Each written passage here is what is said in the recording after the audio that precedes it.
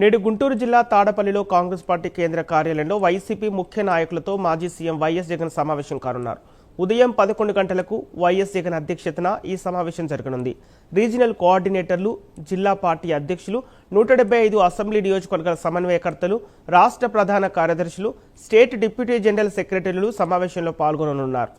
రాష్ట్రంలో నెలకొన్న ప్రజా సమస్యలు, పార్టీ బలోపేతం, స్థానిక సంస్థల ఎన్నికలకు సన్నద్ధతతో పాటు తాజా రాజకీయ పరిణామాలపై విస్తృతంగా చర్చించనున్నారు. ఎస్ఐఆర్ ప్రక్రియపై చర్చించి పార్టీ నాయకులకు వైఎస్ జగన్ దిశానిర్దేశం చేయనున్నారు.